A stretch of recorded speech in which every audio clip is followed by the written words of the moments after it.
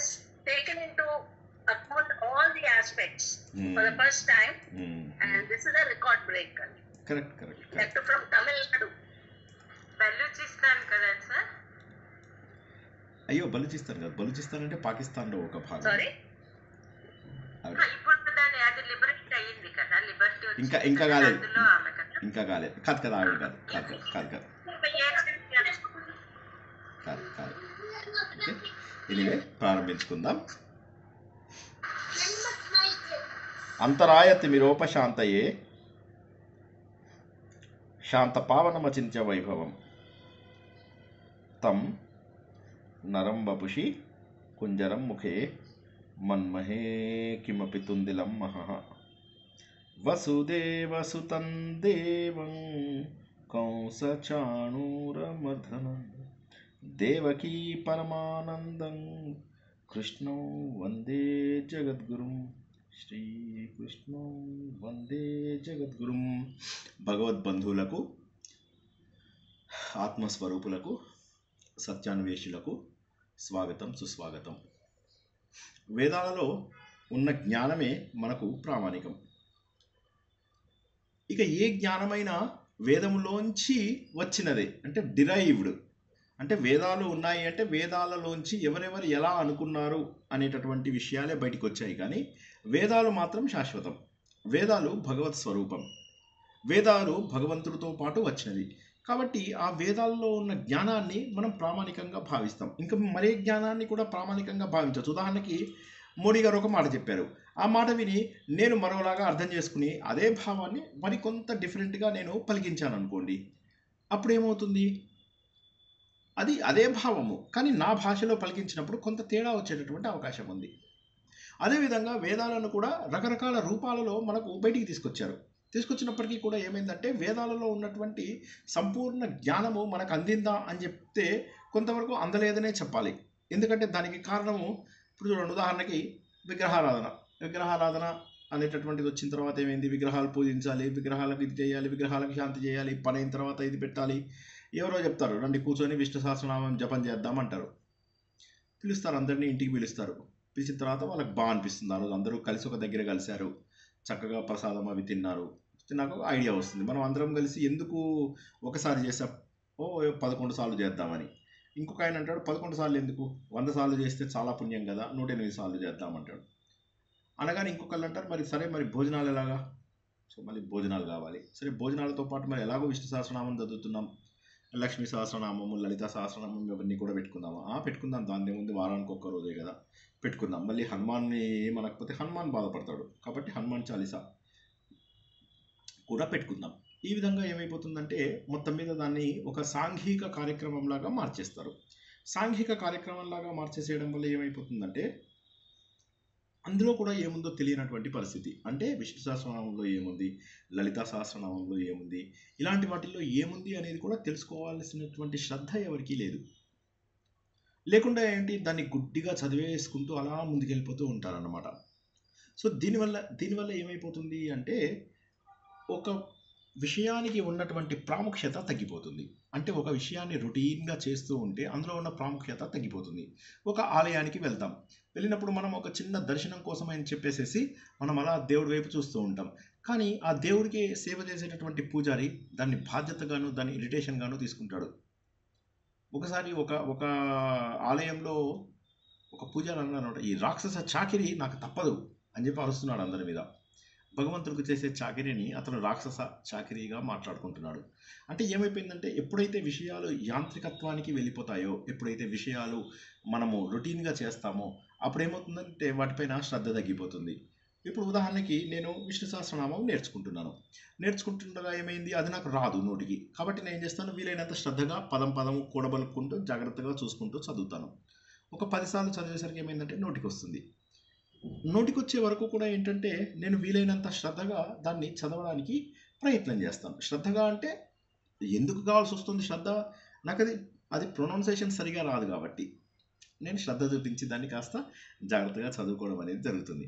కానీ ఒకసారి నోటికి వచ్చేసిన తర్వాత నోరు మంత్రాలు చదువుతూనే ఉంటుంది, మనస్సు ప్రపంచాన్ని అంతా కూడా చుట్టి వస్తూ ఉంటుంది. అంటే దీన్ని బట్టి ఏమర్థమవుతుంది మనకు అంటే మన లోపల శ్రద్ధ అనేటటువంటిది మామూలుగా రాదు. శ్రద్ధ రానిదే జ్ఞానం ఇక్కడి నుంచి వస్తుంది. ఇప్పుడు ఎప్పుడైతే మనము యాంత్రికంగా ఏవైనా పనులు చేస్తూ ఉంటామో ఈ యాంత్రికంగా చేసే పనులన్నింటికీ కూడా శ్రద్ధ అనేటటువంటిది ఉండే అవకాశమే లేదు. అలా చేసేస్తూ ఉంటాం. అందుకోసం అని చెప్పేసి మనం ఏంటి ఒక పద్ధతి నామజపం చేయాలి, ఏదో యంత్రాలు మంత్రాలు చదువుకోవాలి. రోడ్డు మీద వెళ్తున్నప్పుడు ఏం చేయాలంటే ఎవడో మనకు అడ్డం వస్తాడు, కార్లో అడ్డం వస్తాడు, బైక్ అడ్డం వస్తాడు, సిగ్నల్ దగ్గర వెయిట్ చేయాల్సి వస్తుంది. ఇలాంటి సమయాల్లో మనము ఉద్రిక్తత ఉండకుండా ఆ సమయంలో వీలైనంత వరకు ప్రశాంతంగా దైవనామం చేసుకుంటూ ప్రశాంతంగా ఉండగలుగుతాం. ఆ సమయం లోపల ఇంకా ఆలోచించకుండా, ఎందుకంటే డ్రైవింగ్ చేయాలి కాబట్టి కొద్దిగా జాగ్రత్తగా కూడా ఉండాలి కాబట్టి మనం ఏంటంటే సిగ్నల్ చూసుకుంటూ 1 minute నేను 2-3 శ్లోకాలైనా చదువుకుంటాను అని చెప్పేసి ప్రశాంతంగా చదువుకుంటే బాగానే ఉంటుంది. కాకపోతే దీన్ని ఒక పనిలాగా పెట్టుకుని ఇంటికి వచ్చి అన్నీ జరుగుతాయి. ఇంటికి అందరూ రావడం జరుగుతుంది, చక్కగా తినడం జరుగుతుంది, భోజనాలు అవి చేసుకుంటారు, సోషల్ గ్యాదరింగ్ అవుతుంది. తర్వాత మీ ఇంట్లో ఏమిటి, మా ఇంట్లో ఏమిటి, మీ ఇంట్లో ఏం జరిగింది, మా సోషల్ రిలేషన్స్ డెవలప్ అవుతాయి. సోషల్ రిలేషన్స్ అంటే నెట్వర్కింగ్ డెవలప్ అవుతుంది. డెవలప్ అయిన తర్వాత మీరు ఎందులో ఉన్నారు, ఫలానా పని, నాకు కొద్దిగా ఈ పనిలో సహాయం చేసి పెడతారా, అతను వింటాడు మీరు ఎందులో ఉన్నారు అని చెప్పి స్టార్ట్ అవుతుంది. ఇలా స్టార్ట్ అయిన తర్వాత ఏమవుతుంది, ఒకళ్ళు నెట్వర్కింగ్ యొక్క బెనిఫిట్ని పొందుతూ ఉంటారు. మీరు ఎందులో ఉన్నారు, ట్రావెల్స్, మాకు ఫలానా చోటుకి వెళ్తున్నాం, కార్ ఏమన్నా అరేంజ్ చేయగలరా, చేస్తాం, కొద్దిగా తక్కువకి ఇప్పించాలి, అయ్యో మీరు చెప్పాక తక్కువలే, సరే అందరం కలిసి స్థలం కొనుక్కుందాం, సరే అని చెప్పేసి వీళ్ళందరూ ఒక స్థలం కొనుక్కోవడం మొదలెడతారు. మీరు ఒక్కసారి చూసినట్టయితే నేను చెప్పిన మాట లోపల సత్యం ఉందో లేదో ప్రశాంతంగా కూర్చొని ఆలోచించండి.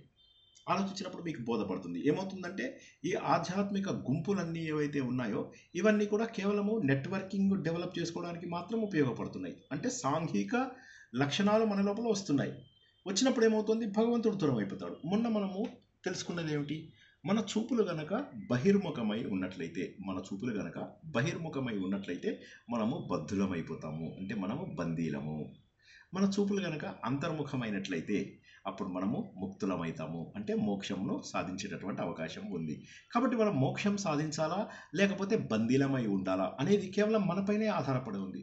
కాకపోతే జనరల్గా ఏమవుతుందంటే ఏ జ్ఞానమైనా కూడా ఆలోచించాలి అనేసరికి ఇక్కడ దాన్ని స్ట్రెస్ పెట్టడం ఎవరికి పెద్దగా ఇష్టం ఉండదు.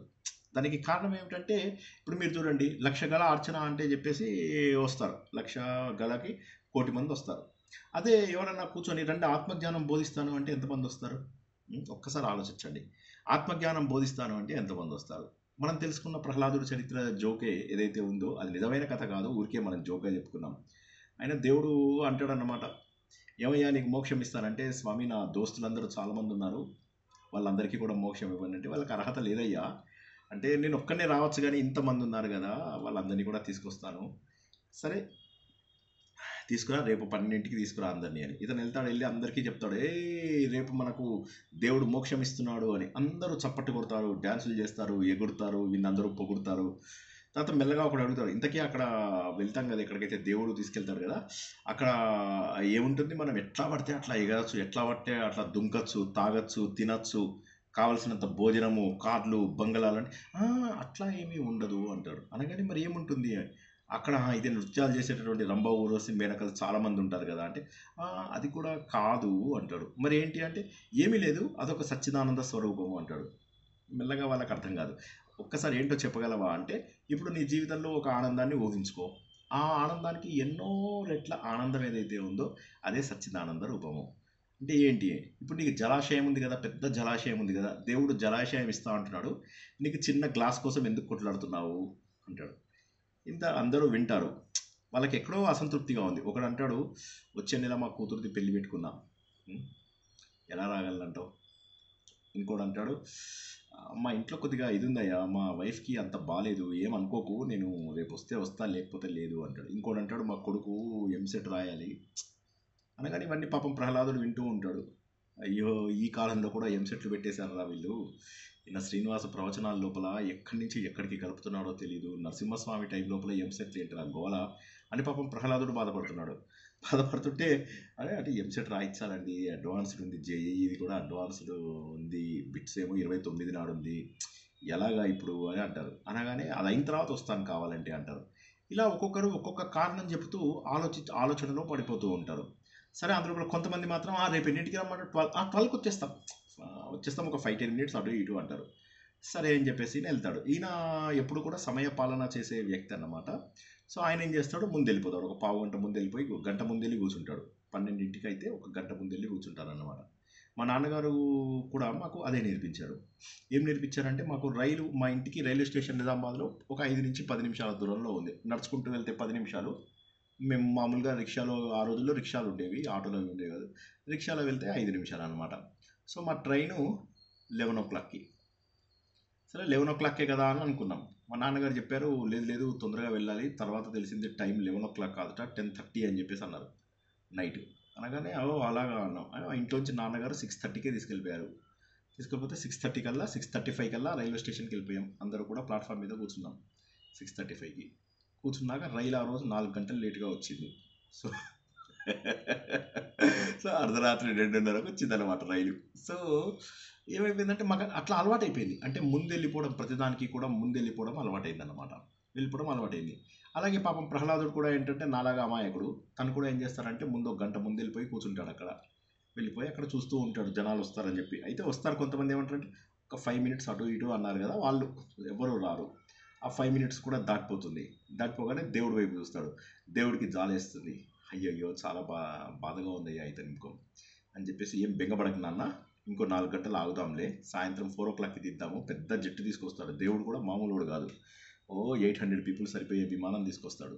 తీసుకొచ్చి పైలట్లు వాళ్ళు వీళ్ళు అందరికీ కూడా మళ్ళీ భోజనాలు అవి ఇవి పెట్టించేసి కూర్చుంటారు. 4ంటికి కూడా ఎవ్వరూ రారు. లేకపోతే అప్పుడు అంటాడు ప్రహ్లాదుని, చూసావా, అర్హత ఉన్నవాడికి అదృష్టం కలిసి వస్తుంది, ఎవరికి పడితే వాళ్ళకి రాదు. ఆ విధంగా ఋగ్వేదం అనేది ఏదైతే ఉందో ఇది జ్ఞానానికి సంబంధించినటువంటిది.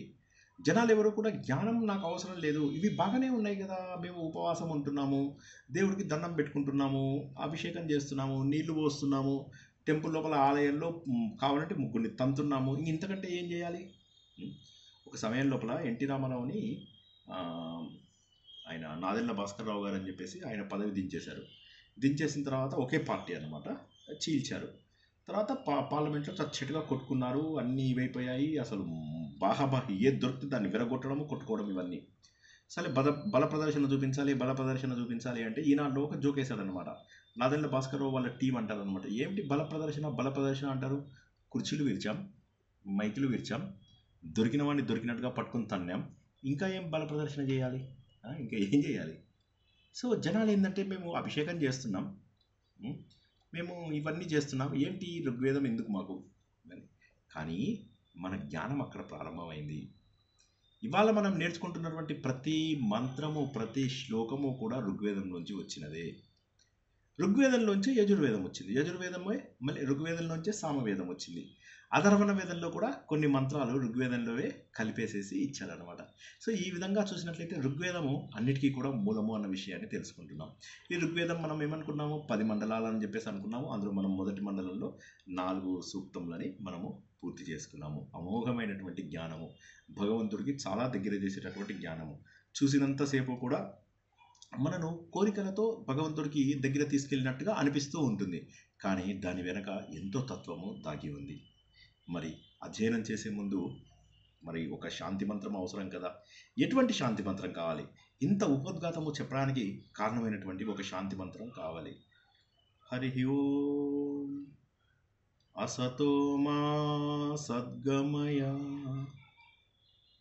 తమసో మా జ్యోతిర్గమయ మృత్యోర్మా అమృతంగమయ. ఓం శాంతి శాంతి శాంతి. హరి ఓం అసతో మా సద్గమయ తమసో మా జ్యోతిర్గమయ మృత్యోర్మా అమృతంగమయ. ఓం శాంతి శాంతి శాంతి. అయ్యో, బృహదారణ్యక ఉపనిషత్తులో చాలా పాపులర్ అయినటువంటి ఈ శాంతి మంత్రం ఉంది. ఇప్పటివరకు ఎంతో కష్టమైనటువంటి శాంతి మంత్రాలను తెలుసుకున్నాం. ఇది చాలా సులభమైన అందరికీ కూడా తెలిసినటువంటి శాంతి మంత్రము. అయితే సులభమైన శాంతి మంత్రం అంటే దాని మీనింగ్ సులభమైంది కాదు. ఇది దాదాపుగా అందరికీ వచ్చు కదా, మన గ్రూప్లో ఉన్న వాళ్ళలో చాలా మందికి వచ్చు కదా. రాని వాళ్ళు ఎవరైనా ఉన్నారా ఈ మంత్రం? హలో, లేవండి లేవండి లేవండి, 9ంటికే పడగ.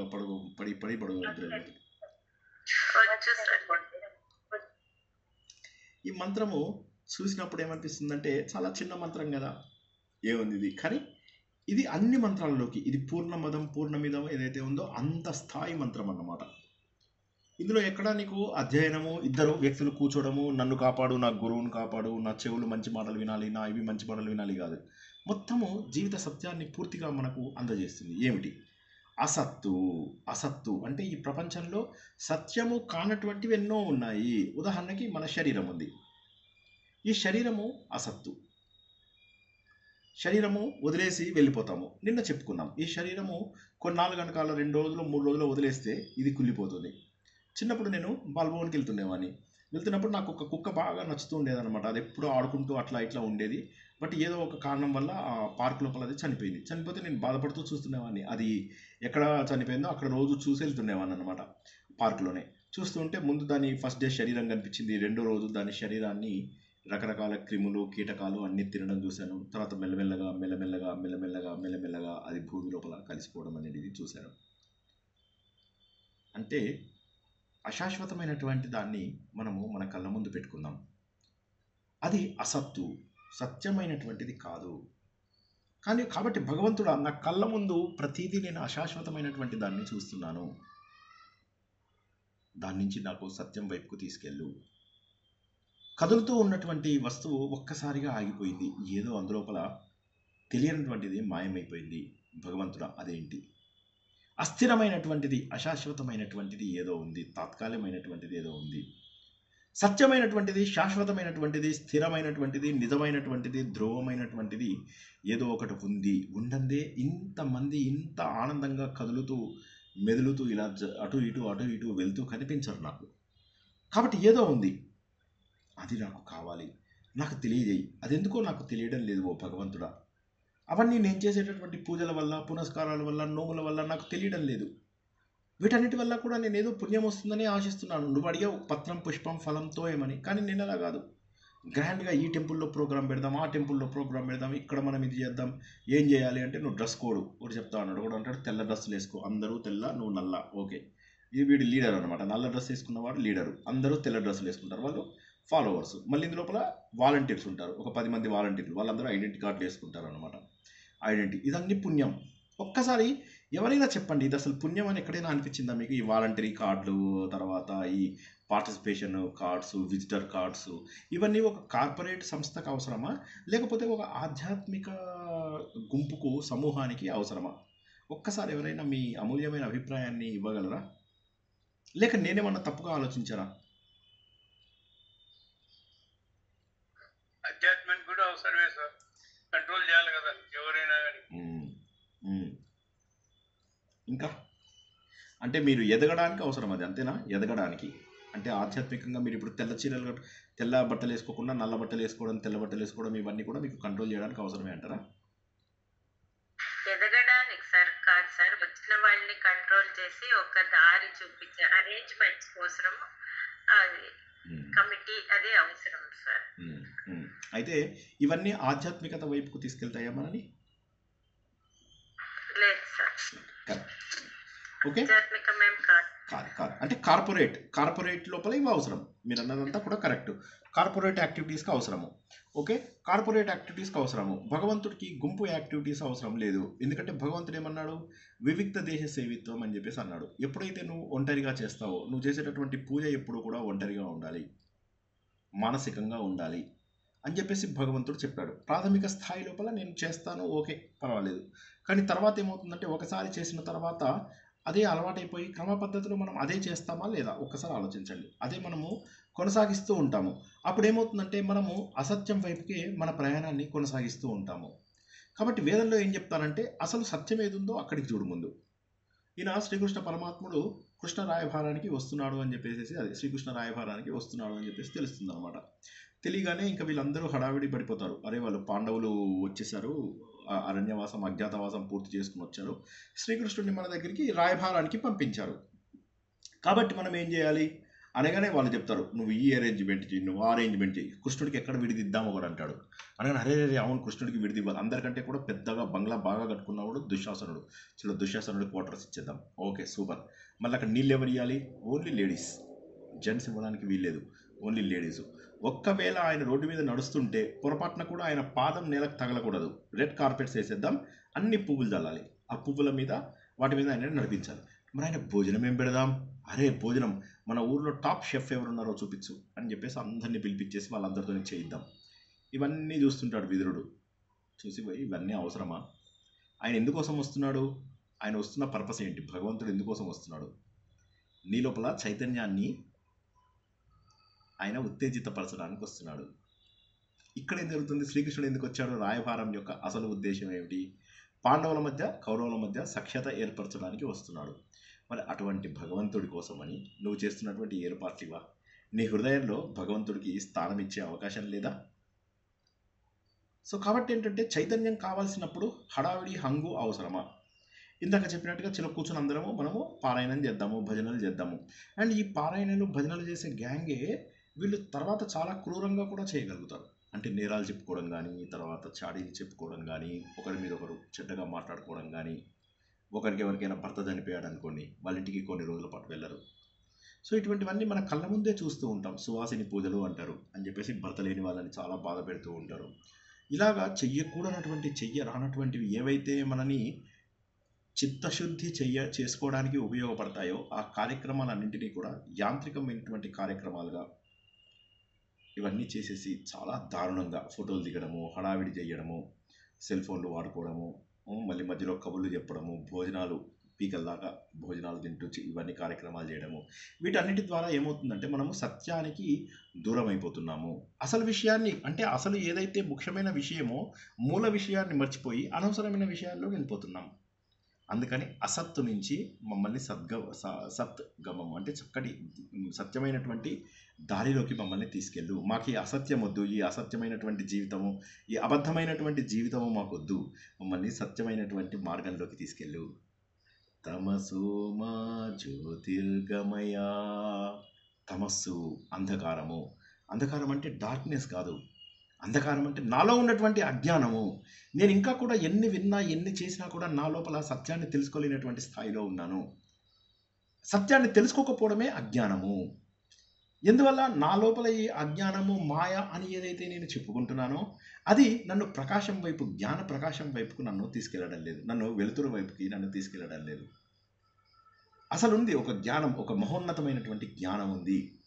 ఆ మహోన్నతమైనటువంటి జ్ఞానము భగవంతుడు చెప్పినట్టుగా ఒక గొప్ప జలాశయము, అందరి దాహాన్ని తీర్చేటటువంటి గొప్ప జలాశయము. ఆ జలాశయం వైపుకి నేను వెళ్ళాలి. కానీ నేను చేస్తున్నది ఏంటంటే ఈ అంధకారంలో కూరుకొని పోయాను, ఈ బంధములలో నేను కూరుకొని పోయాను. ఈ బంధములలో అంధకారంలో కూరుకున్నటువంటి నన్ను ఎవరైనా దారి చూపించి నన్ను అజ్ఞానంలోంచి జ్ఞానంలోకి నన్ను తీసుకెళ్ళాలి. నన్ను జ్ఞాన మార్గం లోపల ప్రవేశపెట్టు ఓ భగవంతుడా. మృత్యోర్మా అమృతంగమయ. మృత్యువు నుంచి నన్ను అమృతత్వం వైపు తీసుకెళ్ళేది. మృత్యువు అంటే నా నశించే దాని నుంచి అమృతత్వము. నేను శాశ్వతంగా బతకాలి. నేను మొదటి నుంచి కూడా నేను శాశ్వత స్వరూపుడునే, నేను అమృత స్వరూపుడునే, నాకు చావు లేదు. నన్ను ఆ అమరత్వం వైపుకు నన్ను తీసుకెళ్ళండి. మృత్యువు అంటే మరణం, అమృత్యుహు అంటే మరణం లేకపోవడం, అంటే అమరత్వం. నన్ను అమరత్వం వైపుకు తీసుకెళ్ళు. అమరత్వం అంటే ఏంటి? నేను ఎప్పటికీ ఇలా ఈ శరీరంతో బతకాలి అని కాదు.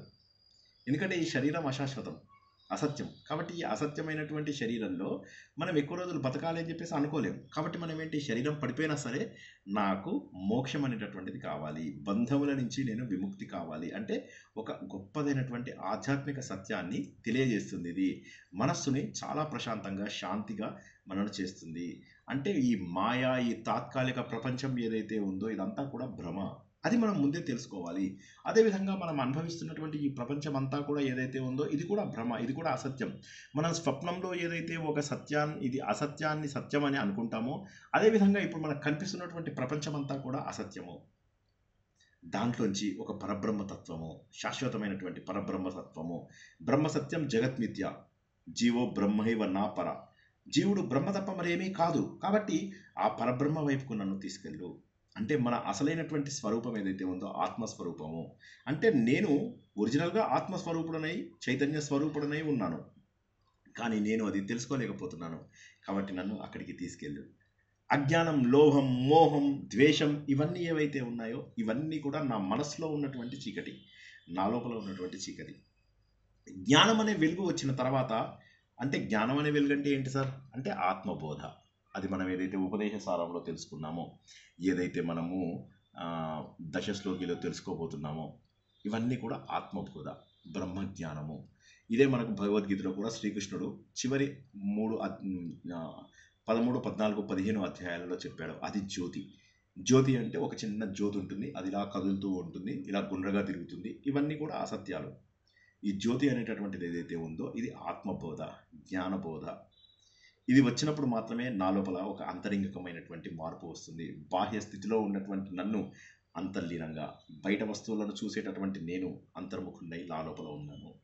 శరీరం మాత్రమే కాదు, ఈ శరీరం ఏదైతే ఉందో ఇది పునరపి జననం పునరపి మరణం.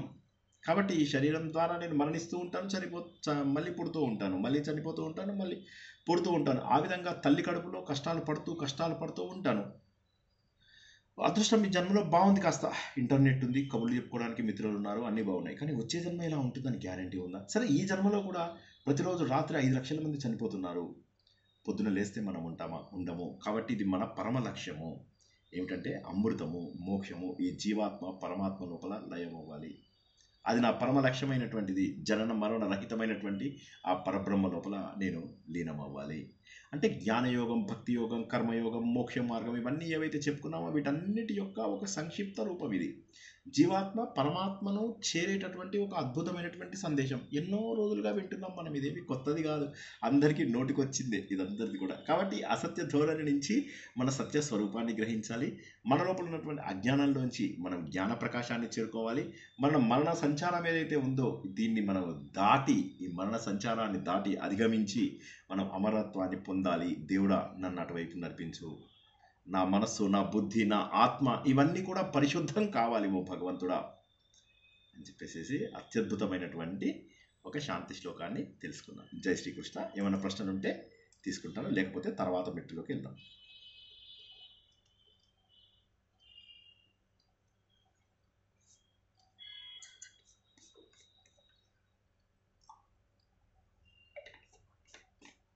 వండర్ఫుల్. ఇప్పుడు మనము 5వ సూక్తం, మొదటి మండలం లోపల మనము 5వ సూక్తం మీ అందరికీ కూడా పంపించాను. అదొక్కసారి వీరున్న వాళ్ళు చూసుకోండి. ఇది మనకు సేమ్ మళ్ళీ గాయత్రి ఛందస్సులోనే ఉంది.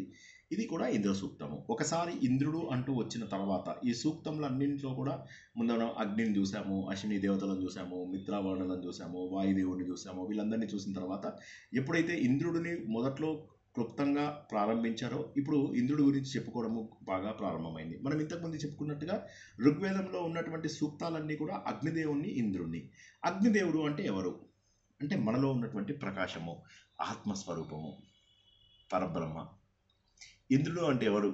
ఈ శరీరానికి చైతన్యం ఇచ్చేవాడు. ఈ శరీరం కదలడానికి, ఇంద్రియాలన్నీ కూడా కదలడానికి కావలసినటువంటి ఆధ్యాత్మిక శక్తి అని కూడా అనుకోవచ్చు. ఆ ఇంద్రుడిని ప్రార్థిస్తున్నారు.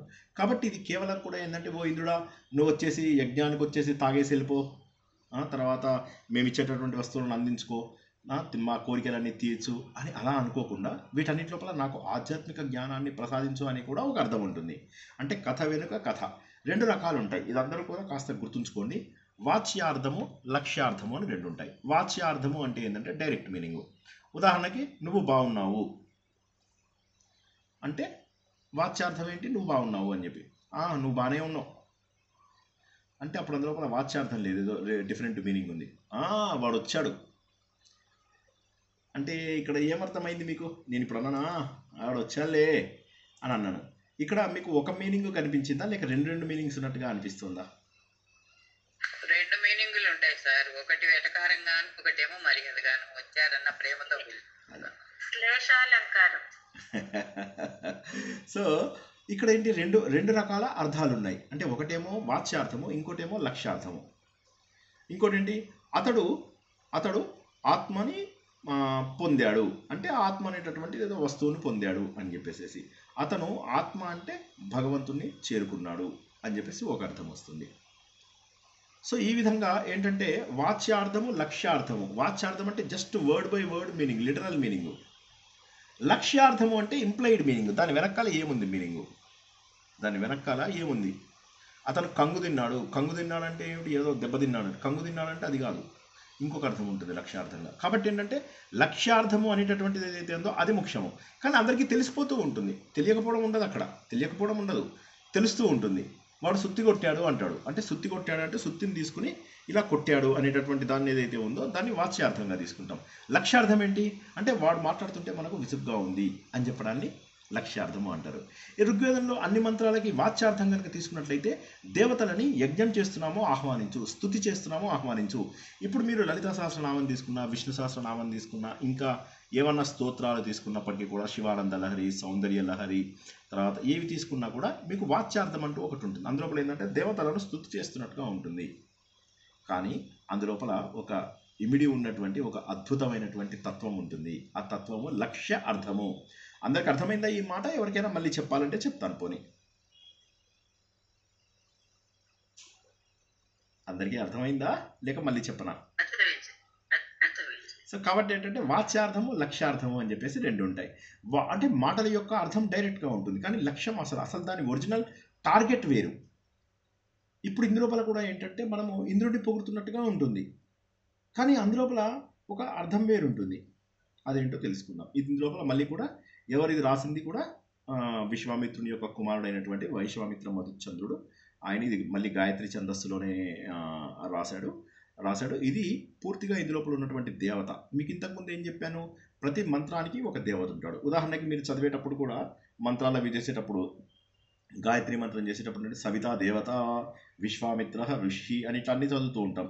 అనుష్టుప్ ఛంద ఇవన్నీ చెప్తూ ఉంటాం కదా. అలాగా మీరు ఛందస్సు ఏ ఛందస్సులో ఉంది, దాన్ని దర్శించినటువంటి ఋషి ఎవరు, దాన్ని మనకు అందించినటువంటి ఋషి ఎవరు, రాసింది కాదు అందించినటువంటి ఋషి ఎవరు, అది ఏ ఛందస్సులో ఉంది, అందులో ఏ దేవతను మనం పూజిస్తున్నాము, బీజం ఏంటి, యోని ఏంటి, కీలకం ఏంటి, ఇలా మనం అందులో ఉన్నటువంటి వాటన్నింటినీ కూడా మనము తెలియజెప్తాం అన్నమాట ప్రారంభించే ముందు. తర్వాత అంగన్యాసాలు కరన్యాసాలు చేస్తాం. న్యాసం అంటే ఏంటి ఎవరైనా చెప్పండి? న్యాసం అంటే ఇలా ముట్టుకోవడం న్యాసం తెలుసా ఎవరికైనా? తాకడం. కరెక్ట్. అలా తాకడం ద్వారా మనం ఏం చేస్తున్నామంటే అందులోకి కొంతమంది దేవతలని మనం ఆహ్వానిస్తున్నాం. ఇవన్నీ చేయడం ద్వారా మంత్రములలో మనము దేవుణ్ణి ఆహ్వానిస్తున్నాం. ఆహ్వానించి ఏం చేస్తున్నాము, మన శరీరాన్ని మొత్తము కూడా అంగన్యాసము కరన్యాసము అంటే అంగములలోను, కరము అంటే చేతులలోను, మన శరీరంలో ఉన్నటువంటి హృదయంలోను, శిరస్సులోను, శిఖలో, ఇలా మన శరీరం లోపల మనం ఏం చేస్తున్నాము, శరీరంలోను, తర్వాత అంగన్యాసాలు అంగుష్టాభ్యాం నమః, తర్జనీభ్యాం నమః, కనిష్ఠిక ఇవేవైతే చేసుకుంటూ ఉంటామో వీటన్నిటి ద్వారా ఈ అంగములలోను, మన కరములలోను, మన శరీర భాగాలలోను, మన చేతులలో ఉన్న వీటన్నిటి లోపల కూడా మనము భగవంతుని ఆహ్వానిస్తున్నాం. ఆహ్వానించి ఏం చేస్తున్నాం, మన శరీరంలో భగవంతుని నింపుకుంటున్నాం. ఇంత గొప్ప అర్థం ఉంటుంది. కాబట్టి ఇవన్నీ కూడా రొటీన్గా చేసేవి కాదు. దయచేసి నేను మళ్ళీ చెప్తున్నాను. రొటీన్గా చేసేసి సార్ నేను 30 ఏళ్ళుగా విష్ణు సహస్రనామం చేస్తున్నాను సార్, నాకు ఏం లాభం అయింది, దేవుడు ఏమిచ్చాడు సార్ నాకు అని అడగండి. చేసే పద్ధతిలో చెయ్యాలి. నేను అన్నం చేస్తున్నా, 30 ఏళ్ళుగా చేస్తున్నా. ఏం చేస్తున్నాను తెలుసా, నేను అన్నం పెడుతున్నాను, అది రైస్ పెడుతున్నాను, దాంట్లో నీళ్లు వేయకుండా స్టవ్ మీద పెడుతున్నా. నాకు ప్రొసీజర్ తెలియదు. ఇప్పుడు నాకు అన్నం ఉడుకుతుందా ఒక్కసారి చెప్పండి, నాకు అన్నం ఉడుకుతుందా? ఎవరైనా చెప్పండి. నేనేం చేశాను, రైస్ని అలా యాస్టీజ్గా స్టవ్ మీద పెట్టేశాను, గిన్నెలో పెట్టేసేసి.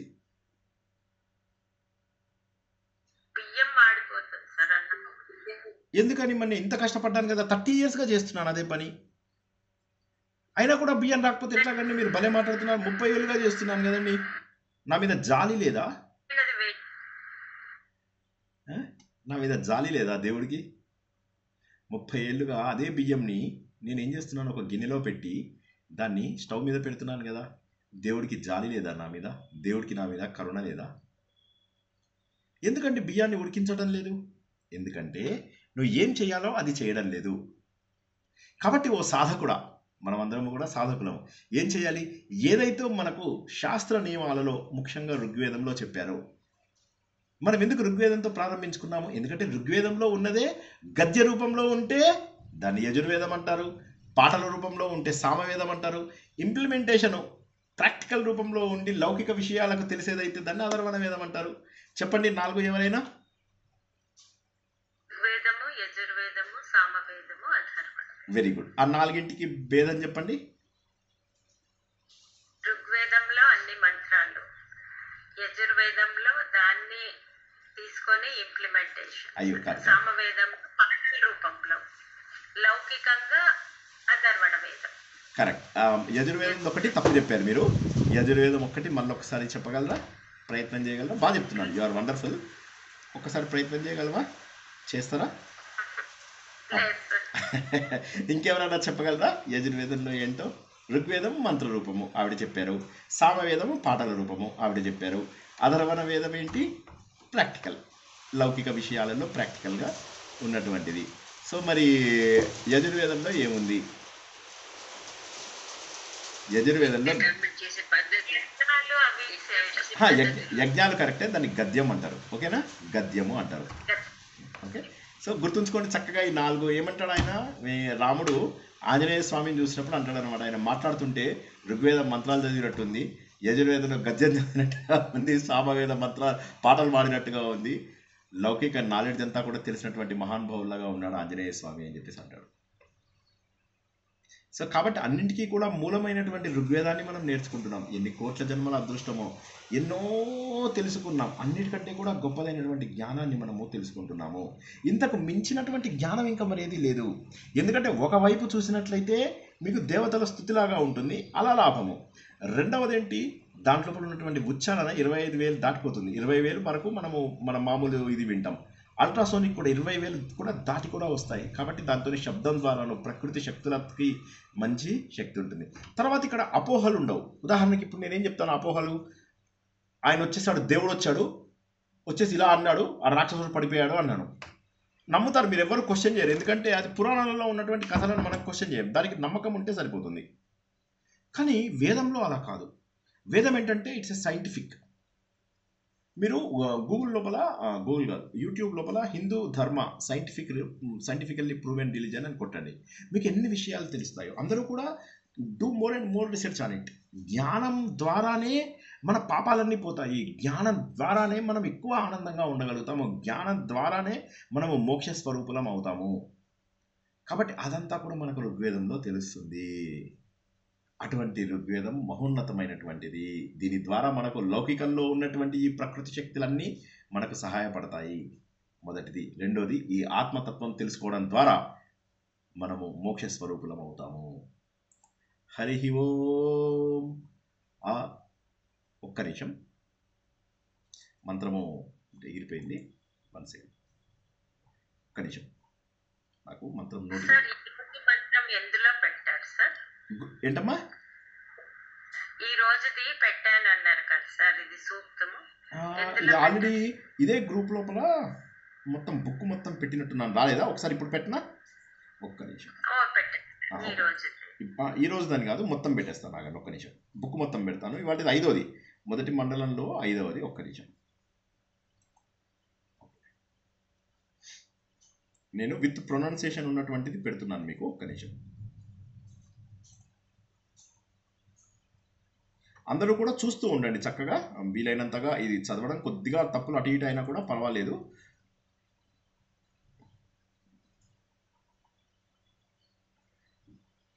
విత్ ప్రొనౌన్సియేషన్ అన్నాను కదా.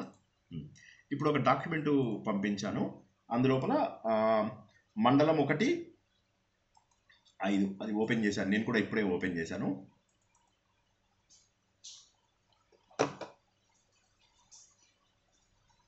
ఓకేనా?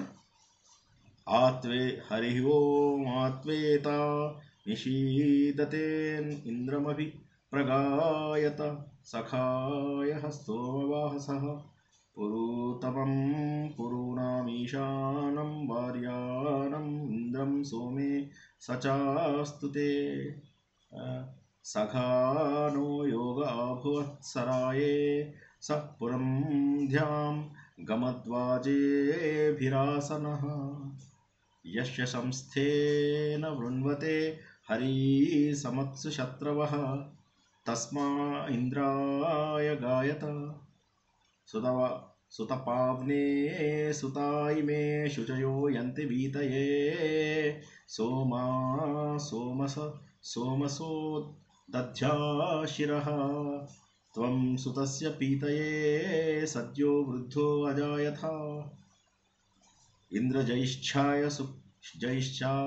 సుక్రతో ఆత్వా విషన్వాశవః సోమాస ఇంద్రగిర్వినః శంతే సంతు ప్రచేతసే త్వాం స్తోమా వివృధన్వా ముక్తా శతక్రతో త్వాం వర్ధంతు నో గిరః అక్షితోతి సనేదిమం వాజమింద్రః సహస్రిణం యస్మిన్ విశ్వాని పాంస్యా మానో మర్తా విద్రః స్తనూనామింద్రగిర్వనః ఈశానో యవయావథం అనేటటువంటి ఈ 10 శ్లోకాలు ఏవైతే ఉన్నాయో ఇవి మనకు భగవంతుడిని దగ్గర చేసేవి, ఇంద్రుడిని చెప్తున్నాయన్నమాట. ఓ ఇంద్రుడా, నీ గురించి మేము స్తోత్రాలు చేస్తున్నాం. మిగతా మిత్రులారా, ఇక్కడ ఉన్నటువంటి ఋత్వికులారా, మీరంతా కూడా తొందరగా వచ్చి కార్యాన్ని పూర్తి చేద్దాం. అందరూ వచ్చి కూర్చోండి. ఫస్ట్ కూర్చొని స్థిమితంగా కూర్చున్న తర్వాత ఇంద్రుడిని మనము స్తుతిద్దాం. ఇంద్రుడు ఎవరనుకుంటున్నారు? శత్రువులందరినీ కూడా చంపేటటువంటి వాడు, మనకు కోరికలన్నీ కూడా తీర్చేటటువంటి వాడు. ఆయన కోసం అని చెప్పేసి సోమం సిద్ధం చేయండి, గానాలతోటి ఇంద్రుడిని స్తుతించండి. గానాల నుంచి ఇంద్రుడిని స్తుతించండి. ఇంద్రుడు పురుషార్థాలను మనకు సాధించేలాగా చేస్తాడు. ధనము మనం సంపాదించేలాగా కూడా చేస్తాడు. బుద్ధిని కూడా సంపాదించేలాగా చేస్తాడు. ఇంద్రుడు వీటన్నిటితోటి మన దగ్గరికి రావాలని మనమంతా కూడా కోరుకుందాము. యుద్ధంల లోపల ఇంద్రుడు రథము దగ్గరికి వెళ్ళడానికి కూడా శత్రువులందరూ చూసి భయపడిపోతూ ఉంటారు. అటువంటి ఇంద్రుడిని స్తుతించండి. ఇంద్రుడి దగ్గరికి శత్రువు ఎవరు వెళ్ళాలి అని చెప్పేసి అనుకోరు. అటువంటి ఇంద్రుడిని అందరం కలిసి మనం స్తుతిద్దాము. సోమాలు ఉన్నాయి, మంత్రయుక్తంగా మనం అభిషేకించాం. చక్కగా పెరుగు పోసేసి చక్కగా వాటిని శుద్ధి కూడా చేశాము. ఇవన్నీ కూడా ఆయన తాగడానికి అని చెప్పేసి మనం సిద్ధంగా ఉన్నాయి. ఇంద్ర, నువ్వు శుభకార్యాలు చేసేటటువంటి వాడవు. నువ్వు దేవతలలోకే ఉన్నతుడమైనటువంటి వాడివి. కాబట్టి సోమపానం చేయడం కోసం అని చెప్పేసి నువ్వు రా. ఆనందంలో నువ్వు తేలియాడు, మమ్మల్ని కూడా ఆనందపరచు. ఇంద్ర, నిన్ను పొగిడితే నువ్వు ఆనందపడతావని చెప్పేసి మేము విన్నాం. నువ్వు జ్ఞానవంతుడవు. సోమాలు అంతటా వ్యాపించి ఉన్నాయి. అవన్నీ కూడా నువ్వు స్వీకరించి ప్రపంచాన్నంతా కూడా ఆనందంగా ఉంచగలుగుతున్నావు. మమ్మల్ని అందరినీ కూడా సుఖంగా ఉంచేటటువంటిది బాధ్యత నీదే. నీపైననే పెట్టాము. మేము ఈ బాధ్యత అంతా కూడా నీపైననే పెట్టాము. ఈ సోమంలో అన్ని రకాల లక్షణాలు ఉన్నాయి. అన్ని రకాల పురుషాలకు కావలసినవన్నీ కూడా ఉన్నాయి. యజ్ఞంలో ఎంతమంది వచ్చారు, ఎంత ప్రశాంతంగా దీన్ని చేశారు, వాటికి తగ్గట్టుగా ఈ సోమరూపంలో ఉన్నటువంటి ఇంద్రుడు వీటన్నిటిని స్వీకరించిన తర్వాత సోమరూపంలో ఉన్నటువంటి ఇంద్రుడు ఈ సోమంనే మనస్ఫూర్తిగా స్వీకరించి మనందరినీ కూడా కాపాడుతారు. ఇంద్రుడా, నువ్వొక్కడివే పొగడ్డానికి వీలైనటువంటి వాడివి. మా శత్రువులను నువ్వు తొలగించినటువంటి సమర్థుడవు. మాకు ఎటువంటి హాని కలగకుండా కాపాడు స్వామి అని చెప్పేసి ఇప్పుడు ఇక్కడ చూసినట్లయితే మొత్తము దేవుడిని పూజ చేసినట్టుగా ఉందా, ఇంకేదైనా ఉందా? ఒక్కసారి చెప్పండి. ఎవరైనా మాట్లాడండి. ఒక్క నిమిషం మాట్లాడాలి. అందరూ కామ్గా ఉంటే సరిపోదు. మాట్లాడమన్నప్పుడు మాట్లాడండి. అర్చిస్తున్నట్టుగా. ఇంకెవరైనా చెప్పండి.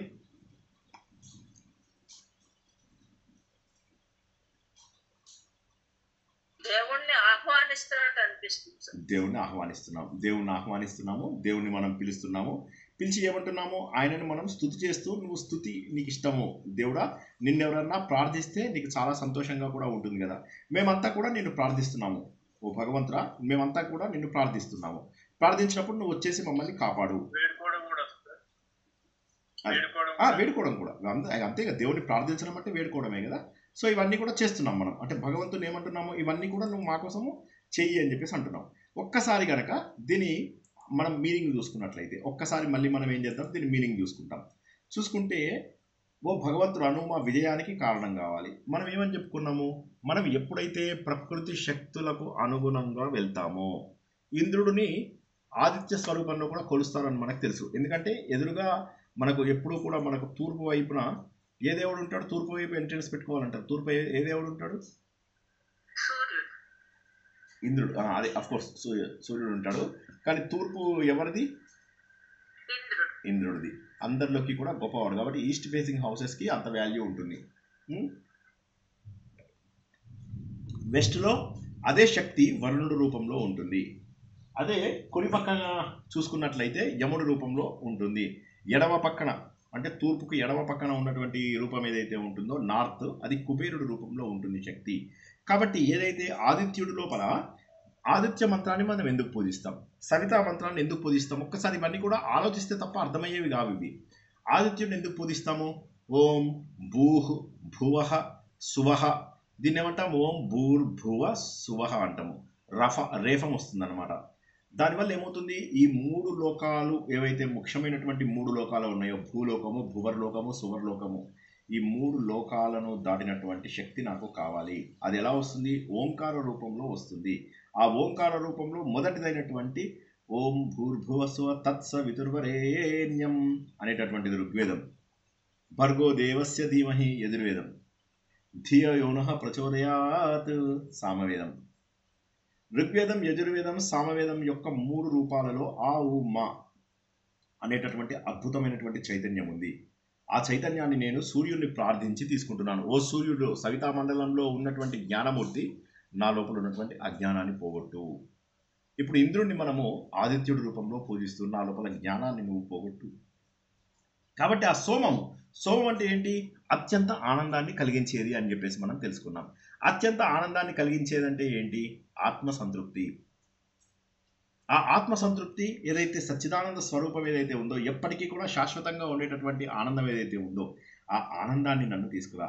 నా సాధన ఏదైతే ఉందో, నా సాధన విజయవంతం కావాలి. ప్రకృతి శక్తులకు, గాలి వెళ్తున్న దిశలో మనం కూడా వెళ్తున్నట్లయితే మన ప్రయాణం సులువవుతుంది. మనం ఎన్నోసార్లు చెప్పుకున్నాం, ప్రకృతికి ఎదిరించి మనం బతకలేము. ప్రకృతి, ఈ ప్రపంచమంతా కూడా ఒక ఉల్లంఘించలేనటువంటి శాసనం కింద ఉంది. కాబట్టి ప్రకృతి శక్తులకు అనుగుణంగా వెళ్ళాలి. ఈ ప్రకృతి శక్తులన్నింటినీ కూడా ఇంద్రుడి యొక్క ఆధీనంలో ఉన్నాయి, అంటే అన్నీ కూడా ఇంద్రుడి యొక్క కంట్రోల్లో ఉన్నాయి అనేటువంటి దాంతో వస్తుంది. కాబట్టి ఆ ఇంద్రుడి యొక్క శక్తి ఏదైతే ఉందో అది నాకు జ్ఞానాన్ని ఇచ్చుకాక, జ్ఞానాన్ని ఇచ్చి నా లోపల సర్వత్రా కూడా ఆనందాన్ని ఇవ్వాలి. నా లోపల స్మరణ శక్తి ఏదైతే ఉందో, మెమరీ పవర్, అది బాగా పెరగాలి. అప్పుడేమవుతుంది, నేను పరమానంద స్వరూపం అంటే ఏదైతే సోమం ఉందో ఆ సోమాన్ని నేను నా లోపల ఆహ్వానిస్తున్నాను. అప్పుడేమవుతుందంటే ఈ భగవంతుడి యొక్క దయ వల్ల, భగవంతుడి యొక్క స్తుతిని చేయడం వల్ల వచ్చేటటువంటి శక్తి ఏదైతే ఉందో, తద్వారా నేను విజయాన్ని పొందుతాను. చాలా అద్భుతమైనటువంటి భావం. అంటే నేనేం ఆశిస్తున్నాను? నేను నీ సమీపాన్ని, నీ సామీప్యాన్ని ఆశిస్తున్నాను. నేను నీకు దగ్గరగా ఉండాలి అని చెప్పేసి అనుకుంటున్నాను. ఓ పరబ్రహ్మ స్వరూపుడా, ఇంద్రుడా, నా లోపల శాంతి, జ్ఞానము అనేటటువంటి రావాలి. అది నీ కృపతో మాత్రమే ఇది సాధ్యమైనటువంటి విషయము. నాకు వాక్శుద్ధి కావాలి, నాకు మనశ్శుద్ధి కావాలి, నా మొత్తం శుద్ధి కావాలి. శుద్ధి అయినప్పుడు మాత్రమే నేను జ్ఞానాన్ని ఆహ్వానిస్తాను. చిత్తశుద్ధి లేనప్పుడు మనం చేసే శివ పూజలన్నీ వేస్ట్ అని చెప్పి మనం తెలుసుకున్నాం. కాబట్టి మనని మనము శుభ్రపరచుకున్నప్పుడు మాత్రమే మనము జ్ఞానాన్ని ఆహ్వానిస్తాము. అంటే ఏంటంటే, నేను పవిత్ర భక్తితోటి, సరళమైనటువంటి మనస్సుతోటి నిన్ను నేను పూజిస్తున్నాను, నువ్వు నన్ను కరుణతోటి కాపాడు. ఎంత బ్యూటిఫుల్ అర్థమో చూడు. రథం అంటున్నాడు. రథం అంటే ఏంటి? బుద్ధి యొక్క రథము. బుద్ధిని మనము ఒక రథంగా తీసుకున్నట్టయితే బుద్ధి మనను సరైన డైరెక్షన్లో తీసుకెళ్తే మంచిది. ఎటుపడితే అటుపోతే లాభం ఏమిటి?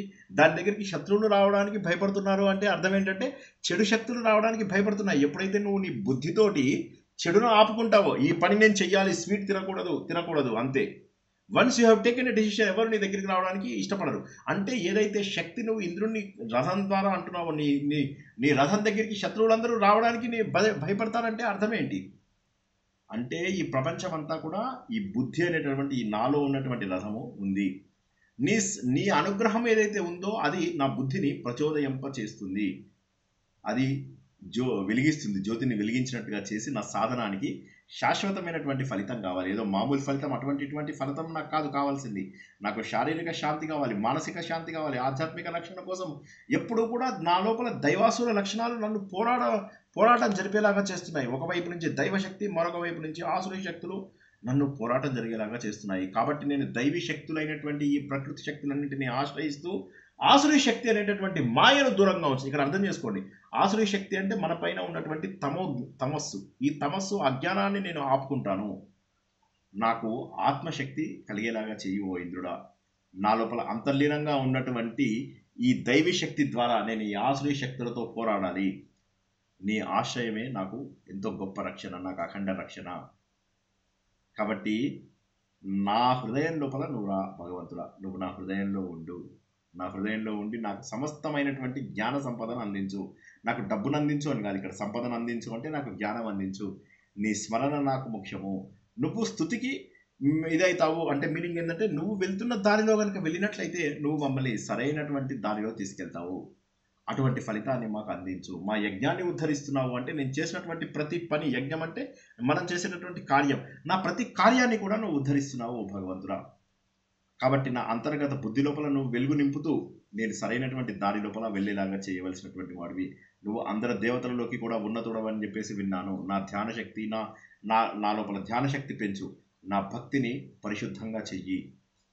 నాకు నువ్వు ఒక దివ్యమైనటువంటి ప్రకృతి శక్తుల యొక్క రక్షణను నువ్వు నాకు అందించు.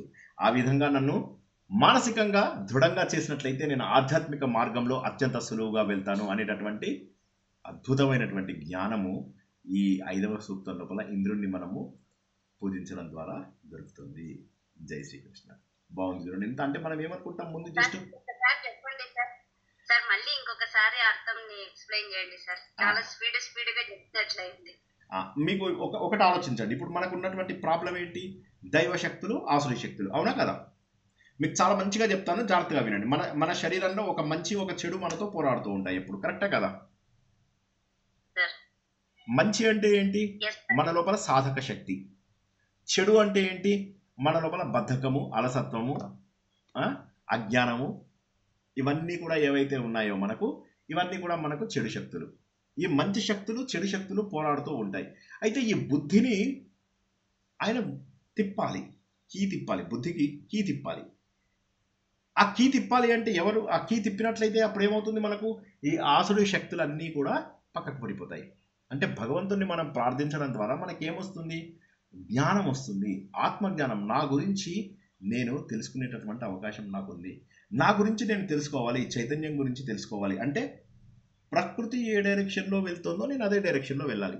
కాబట్టి ఇంద్రుడా నిన్ను ఎందుకు పొగుడుతున్నానంటే, నువ్వు ప్రకృతి శక్తులు, ఈ ప్రకృతిలో ఉన్నటువంటి శక్తులు, వాయువు, ఇంద్రుడు, యముడు, వీళ్ళందరూ కూడా ప్రకృతి శక్తులు, వరుణుడు, వీళ్ళంతా కూడా ప్రకృతి శక్తులందరినీ నేను ఎందుకు ప్రార్థిస్తానంటే, ఈ ప్రకృతి శక్తులన్నింటినీ నేను భగవంతుడి రూపంలో కొలుస్తూ వీటన్నిటి యొక్క శక్తిని నా లోపల నింపుకొని నేను పరిణతి పొందాలి. అంటే ఏంటి? నేను ఎదగాలి అంటే ప్రకృతి శక్తులు నాకు సహాయం చేయాలి. ప్రకృతి శక్తులు నాకు సహాయం చేసి నా లోపల బుద్ధిని గట్టిగా చేసినట్లయితే, నా బుద్ధి అనేటటువంటిది రథం అని చెప్పారు. రథం అంటే ఏంటి? నన్ను ముందుకు తీసుకెళ్లేది.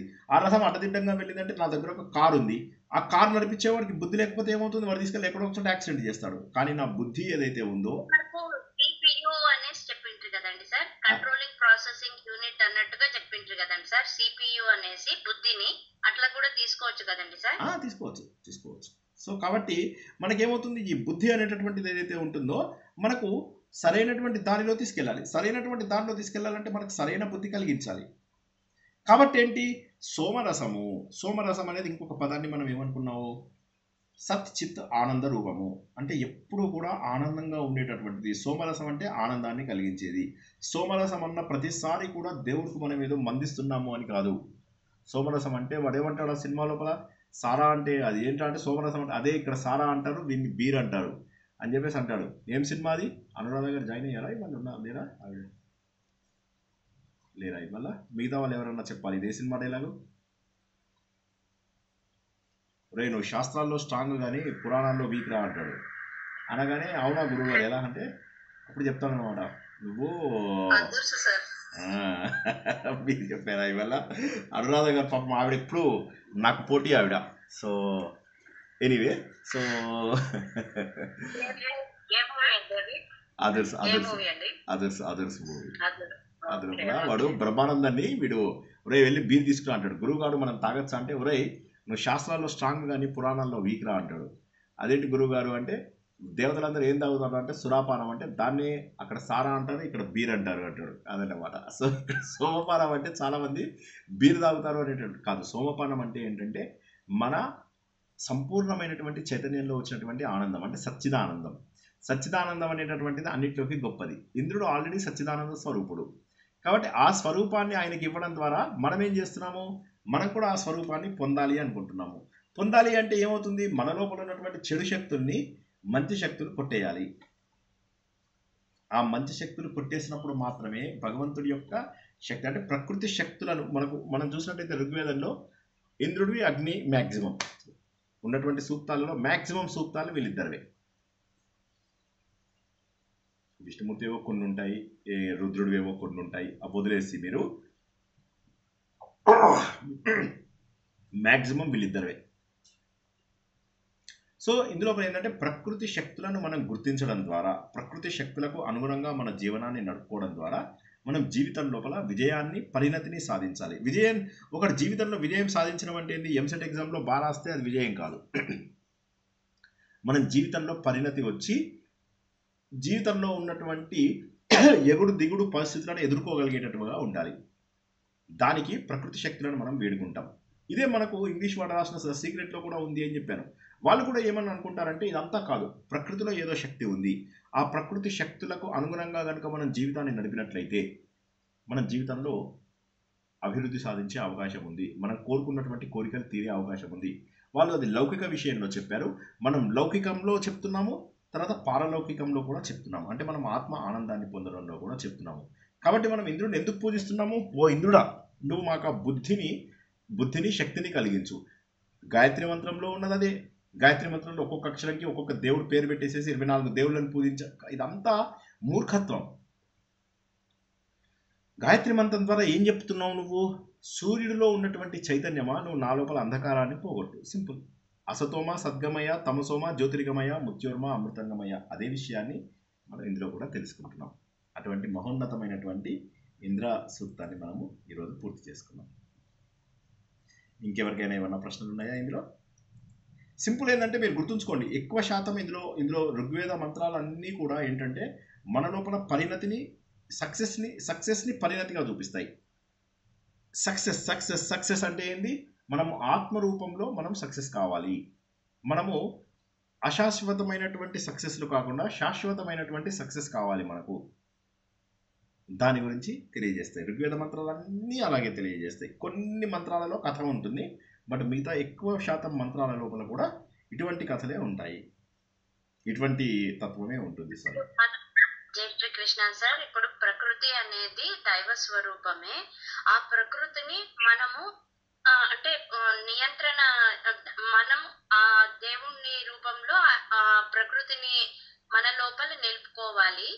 అంటే మన మనస్సు వచ్చేసి పలు విధాలుగా తిరుగుతూ ఉంటుంది, కానీ మనం ఎప్పుడైతే ఆ బుద్ధిని మనం కంట్రోల్ చేసుకుంటూ వచ్చినాము అంటే ఆ బుద్ధిని కంట్రోల్ చేసుకునే శక్తిని మనము ఇవ్వమని ఇంద్రుణ్ణి కోరుకుంటూ ఉన్నాము.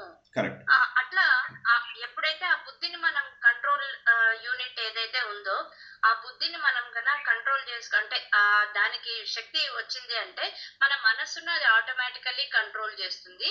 సో వీ క్యాన్ అంటే కాన్సన్ట్రేట్ ఆన్ ద ప్రకృతి విచ్ ఈస్ నథింగ్ బట్ దైవ స్వరూపము అనేసి అట్లా అనుకోవాలా అన్నట్ట సార్ ఇప్పుడు మీరు చెప్తా ఉండేది. అంతే కదా. ఇప్పుడు మీరు ఏంటి అల్టిమేట్ కి మనకు కావాల్సింది ఏంటి? ఆత్మతత్వాన్ని తెలుసుకోవాలి, చైతన్య స్వరూపాన్ని తెలుసుకోవాలి, పర్మనెంట్ ఆనందంగా ఉండాలి, టెంపరీ ఆనందంగా ఉండకూడదు. ఇది తెలుసుకోవాలి అంటే మన మనస్సు పరిపరి విధాలుగా వెళ్ళేటటువంటి మనస్సును నిగ్రహించాలి. ఎలా నిగ్రహిస్తాం? ఇందు లోపల మధ్య లోపల షమ్ అని వస్తుంది. షమ్ అంటే మన మనస్సుని నిగ్రహించుకోవడము. మనము మనస్సుని నిగ్రహించుకుంటే షమ్, ఇంద్రియాలను నిగ్రహించుకుంటే దమ్. సో శమము దమము ఏవైతే ఉంటాయో ఇందులో శమం గురించి ఎక్కువ చెప్తారు. మనకు ఉన్నటువంటి అన్ని మంత్రాలలో కూడా శమము గురించే చెప్తారు. అంటే మనస్సుని నిగ్రహించుకోవాలి. మనస్సుని నిగ్రహించుకోవాలి అంటే శక్తి కేవలం బుద్ధికే ఉంది. మనకు భగవంతుడు ఇచ్చినవేంటి? కళ్ళు, ముక్కు, నోరు, చెవులు, చర్మము, మనస్సు, బుద్ధి. ఇందులోపల మన చేతిలో కంట్రోల్లో ఏమీ ఉండవు. కేవలం మన బుద్ధి ఒక్కటే. వీటి ద్వారానే మనము జై శ్రీరామ్ బుద్ధి ద్వారా మాత్రమే మనం భగవంతుడిని తెలుసుకోగలం. ఇంకా మరి ఏ విధమైనటువంటి పద్ధతిలోనూ తెలుసుకోలేము. కళ్ళతోని భగవంతుని చూడలేము. సార్ పోతన చూశాడు, లేకపోతే ఎన్టీ రామారావు సినిమా లోపల ఇలా దేవుడు వచ్చి ఇలా నిలబడి ఇలా చేయి చూపించాడు అంటే ఇక అవి అంతే, అలా మీకు మనకు అర్థం కావడం కోసం చూపించినవి. అంతేగాని దేవుడు అలా కనిపించి మిమ్మల్ని రాముడి రూపంలో, కృష్ణుడి రూపంలో కనిపించి మీరు ఆ రూపంలో ప్రార్థించవచ్చు పరబ్రహ్మని, కానీ దేవుడు అదే రూపంలో ఉంటాడు అనుకోవడం తప్పు. భగవంతుడు ప్రకృతిలో ఉంటాడు అనేది ఋగ్వేదం అంతా కూడా చెప్పేది ఏంటంటే ప్రకృతి శక్తులలో భగవంతుడు కనిపిస్తూ ఉంటాడు అని. ఇదే విషయాన్ని మనము భగవద్గీతలో కూడా తెలుసుకున్నాం. భగవంతుడు ఏమంటాడు, ప్రకృతిలో ఏమంటాడు, నదులు నా నాడీ స్వరూపము, నా శరీరంలో ఉన్న జఠరము సముద్రము, నా కళ్ళు సూర్యచంద్రుడు, కళ్ళు మూసుకొని తెరవడము దివారాత్రులు, నా ముక్కు అశ్విని దేవతలు, నా చెవులు దిగ్దేవతలు, ఈ చేతులు ఇంద్రుడు. ఇలా భగవంతుడు ఏమన్నాడంటే నా స్వరూపమే నీకు కనిపిస్తుంది. నా వెంట్రుకలు ఉన్నాయి కదా, ఈ వెంట్రుకలే ఈ చెట్లు. సో ఆయన ఎముకలు ఏవైతే ఉన్నాయో అవన్నీ పర్వతాలు. సో ఈ విధంగా భగవంతుడి యొక్క శక్తినే మనము పరిపరి విధాలుగా చూస్తున్నాము. కాబట్టి ఏంటంటే ప్రకృతి శక్తులకు అనుగుణంగా వెళ్ళాలి. అంటే ప్రకృతి శక్తులకు ఇప్పుడు ఏంటి, ఫర్ ఎగ్జాంపుల్ మనం ఒక బిల్డింగ్ కట్టేసి ఒక పెద్ద బిల్డింగ్ కట్టేసాము, భూమికి ఎగెనిస్ట్గా వెళ్తున్నాము, నీళ్ళన్నీ కూడా దోచేసాము, భూమిలో ఉన్న రిసోర్సెస్ అన్ని దోచేసాము. దోచేయడం వల్ల ఏమవుతుంది, ప్రకృతి విపత్తులు రావడము, తర్వాత ఈ ఏమంటారు గ్లోబల్ వార్మింగ్ రావడము, ఇవన్నీ ఎందుకు వస్తున్నాయి? ఎందుకంటే మనం ప్రకృతి శక్తులని సరిగా మనం వాటితో పాటుగా వెళ్ళడం లేదు. ప్రకృతి శక్తుల్ని ఎలా వాడుకోవాలో అలా వాడుకోవడం లేదు. వాడుకోకుండా ఏం చేస్తున్నాం, వాటిని దోచుకుంటున్నాం. దోచుకోవడంలో ఏమవుతుంది, సునామీ రూపంలో మన మీదకి వచ్చేస్తుంది అదంతా కూడా. సముద్రంలో ఉన్న నీరు కనుక వస్తే ఒక గంట చాలదా ప్రపంచం అంతా మునిగిపోవడానికి? 70% నీరే ఉంది. ఆఫ్టర్ ఆల్ 20-25% మనకు భూమి ఉంది. ఈ భూమిలో కూడా నివాస యోగ్యం 20% ఉంది. ఎంతసేపు మనం మునిగిపోవడానికి? ప్రకృతి శక్తులు కనుక ఎదురు తిరిగితే మనం ఎంతసేపు బతకడం? ప్రకృతి శక్తులు భూకంపాలు వచ్చినప్పుడు ఏం చేస్తారు? గవర్నమెంట్ భూకంపాలు ఆపగలరా? సునామీలు ఆపగలరా? సో కాబట్టి వీటిని ఆపలేరు. కాబట్టి ప్రకృతి శక్తులని మనము ప్రార్థన ద్వారా ఏంటంటే మేము మీకు అనుగుణంగా వెళ్తాము, మేము ప్రకృతికి ఎటువంటి అపకారము చేయము, మేము చెట్లు నాటుతాము, మేము సరైనటువంటి నీరుని సరిగా ఉపయోగించుకుంటాము, ప్రకృతిని ఇప్పుడు మనం ఏసీలు పెట్టి పొల్యూట్ చేస్తాం, ప్రపంచాన్ని అంతా పొల్యూట్ చేస్తాము. వీటి వల్ల ఏమవుతుంది, ఓజోన్ పొర చిల్లు పడుతుంది. అలా మేము చెయ్యము. ప్లాస్టిక్ వాడకాలు తగ్గిస్తాము. వీటన్ని ఏవేవైతే మనం అలాగే ఇండస్ట్రియల్ గ్యాసెస్ని తగ్గిస్తాము.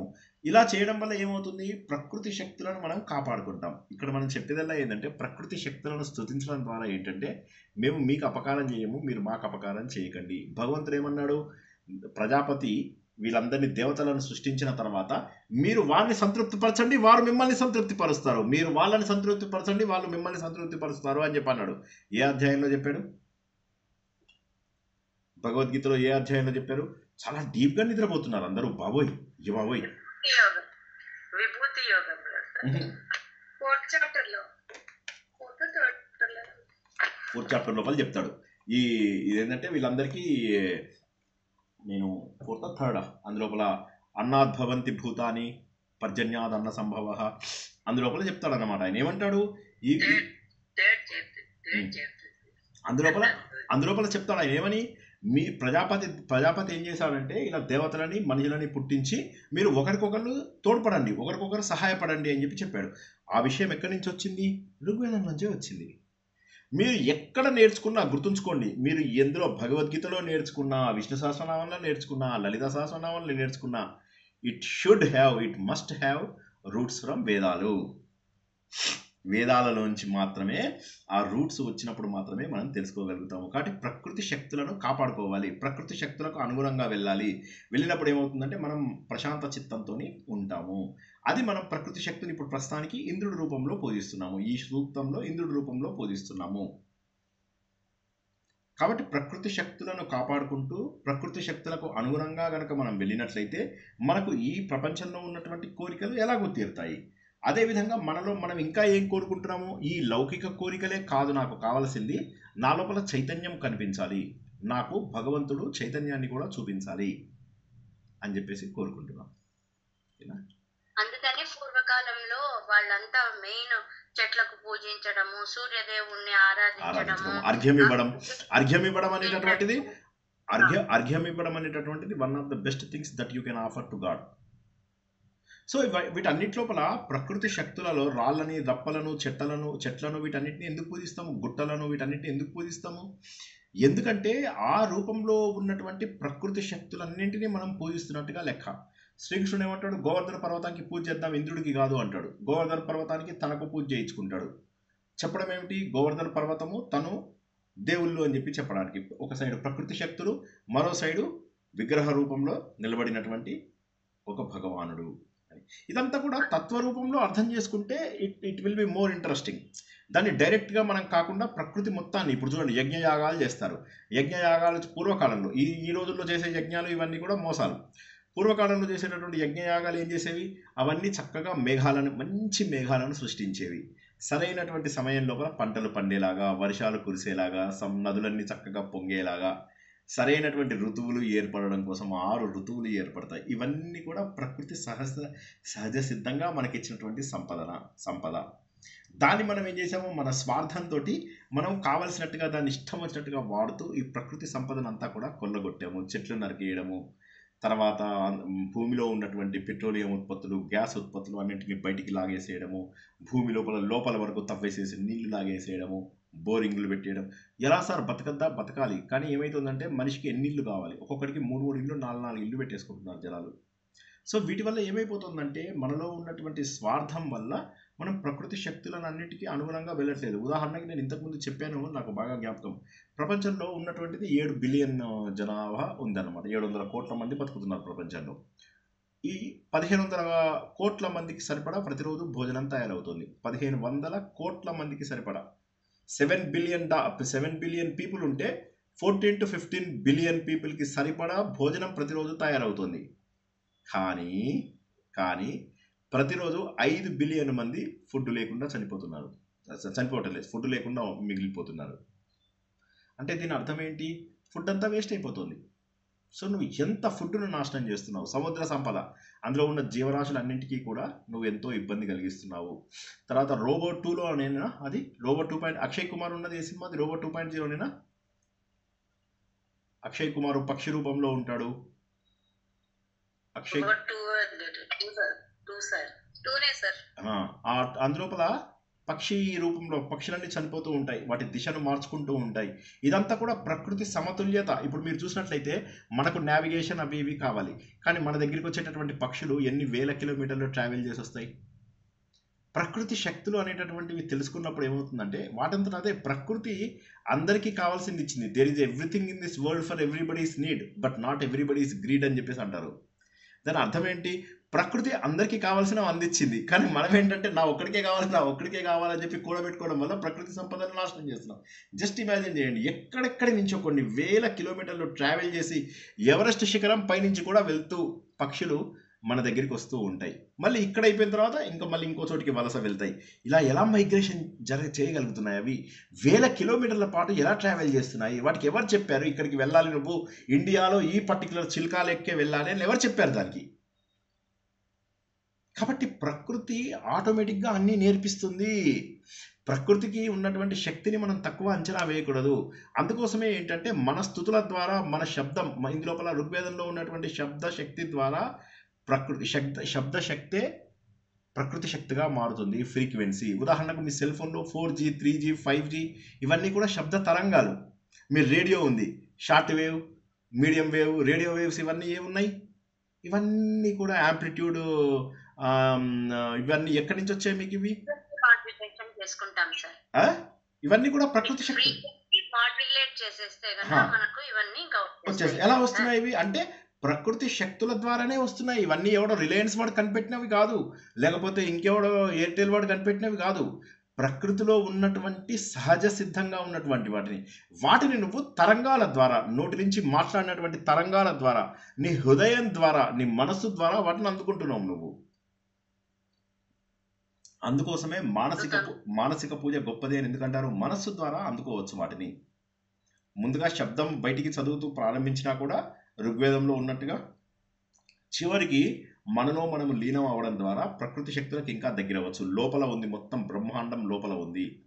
ఆ ప్రకృతి శక్తుల్ని రీచ్ అవ్వాలంటే అంతర్ముఖులం కావాలి, మనము వెనక్కి జరగాలి, వెనక్కి తిరగాలి.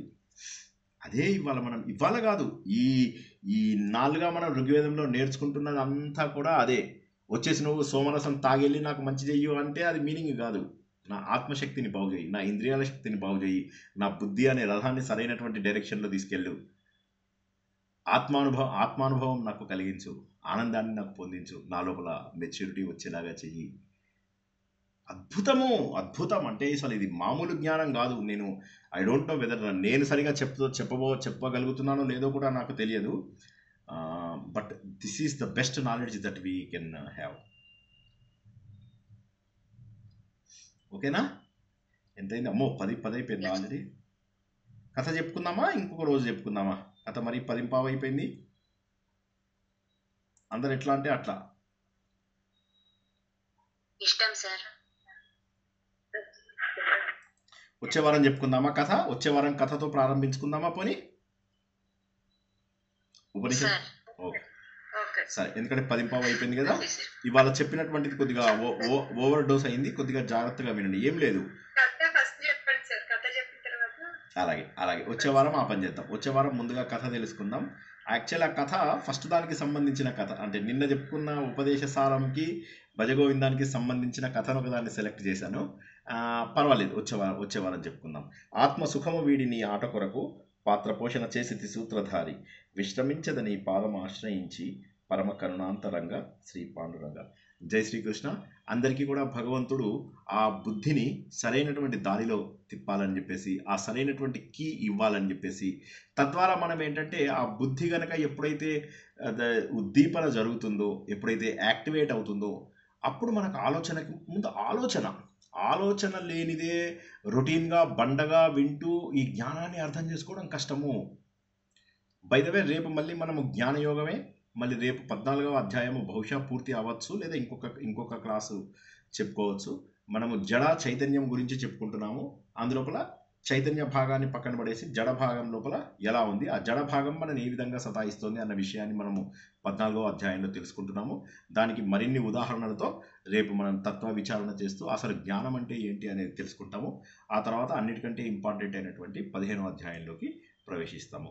అందరికీ కూడా భగవంతుడు ఆ బుద్ధిని ప్రచోదనం చేయాలి అని చెప్పేసి ఆశిస్తూ ఈరోజు ప్రవచనాన్ని ఇక్కడికి ముగించుకుందాం. జై శ్రీకృష్ణ. సేమ్ 9 o'clock, అన్ని సేమ్, అన్ని 9 o'clock, అన్ని 9 o'clock, ప్రతిరోజు 9 o'clock, ప్రతిరోజు రాత్రి. జై శ్రీకృష్ణ. జై Srikrishna. Thank you very much. అందరికీ కూడా శుభరాత్రి. చక్కగా పడుకోండి, ఆలోచిస్తూ పడుకోండి. ఎంత ఆలోచిస్తే అంత కొత్త జ్ఞానాన్ని మనము తెలుసుకోవడానికి అవకాశం ఉంది. ఓకేనా? జై శ్రీకృష్ణ. బాయ్.